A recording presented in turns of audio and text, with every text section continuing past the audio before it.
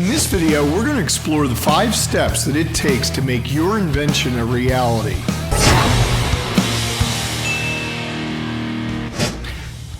Have an invention idea for a product that people want to use. Maybe it solves some sort of problem, it might be entertaining, or it just might be useful in some way. That's your job as an inventor to know what you need to come up with to solve everyday problems. If you can do this, people will want to buy your product. What is your product and how do you explain it to others? What you're going to need to do in this invention process is take your idea and turn it into something tangible. And the first step in doing that is to explain to others what your idea is all about.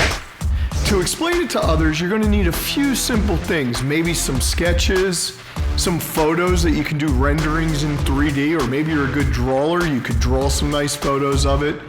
And then a few simple paragraphs explaining your idea, the problems it solves, or the usefulness of your invention. This will be an important step when you go to try to get investors or explain to people who are going to help you manufacture it. There's a bunch of processes along the way that your sketches and your explanations will be a big help in turning that idea into a reality. Thirdly, you got to do some research. You have to see if the invention idea that you have is already patented. Now, don't get worried at this point. If it is already patented or something similar patented, you can always start thinking of your idea in other ways and probably get around the patents in the long run. So get on Google, do a patent search using keywords from your idea, and see if you can see other people who have patented similar products. Once you have a list, usually when I do it, there's usually about 5 or 10 different products. Start looking at what their patents are all about. They're not hard to decipher once you read them. They're a little complicated and tricky to write, but to read them, they're not that hard once you get used to the jargon. So go through them, start seeing what specifics are patented about that idea, and start thinking of ways that you can make your idea different. If you can do that, then you're not violating anybody's patent. And a little secret here is if you can come up with a new way to do it, you might be able to patent that part of your idea and at least protect yourself a little bit. I've talked about patents before. I do have a few, but I'm not a big advocate of patents for what I do for the everyday inventor. You don't really need patents in most cases. Remember, our job here is to come up with an idea, make a product, and sell it. And the quickest way to do that is to avoid the patent process altogether and put the money and time into making your idea into a tangible product. Start thinking about how you can build a working prototype.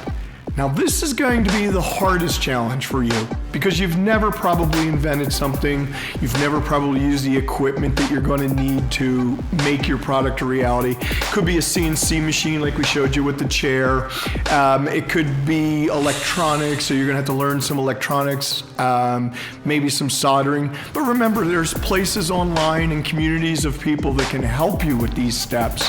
There's us. You can email me and ask me questions. All you have to do is start thinking about how you're going to turn that product into a prototype, or that idea into a prototype.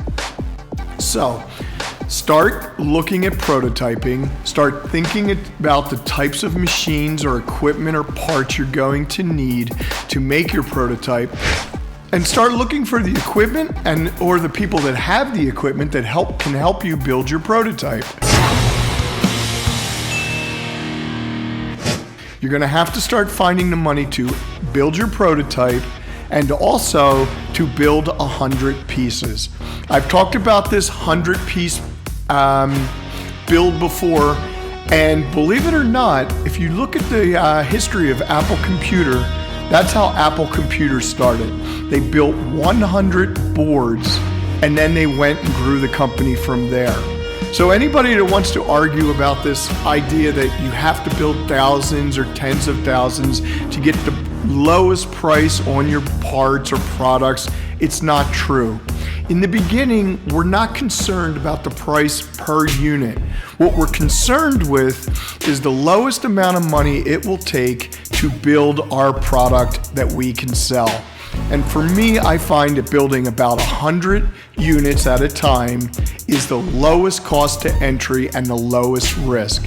Sure, you may pay more per piece, but in the end, your investment is a lot lower than if you have to go and buy 10,000 pieces in quantity, let's say, or 1,000 pieces or any other large quantity you can pick. 100 pieces for me has always been the best goal in the beginning phases of starting my invention and turning it into a tangible product. The worst thing that can happen is you sell all 100 quickly and then you have to make more. Wouldn't that be a good problem to have? What you don't want is to be stuck with 10,000 pieces and hundreds of thousands of dollars that you've invested and you lose all that money when nobody buys it. Again, remember, it's not about good ideas and bad ideas. For us, for me personally, it's about the journey. The journey of coming up with the idea, turning it into a product, and then getting it out there in front of people and just seeing if it sells. We don't dream about large quantities, we don't worry about failures, we minimize the risk, and then we see what happens. I hope you enjoyed this video. Be sure to subscribe below and join us for many more videos where we teach you how to turn your idea into a reality.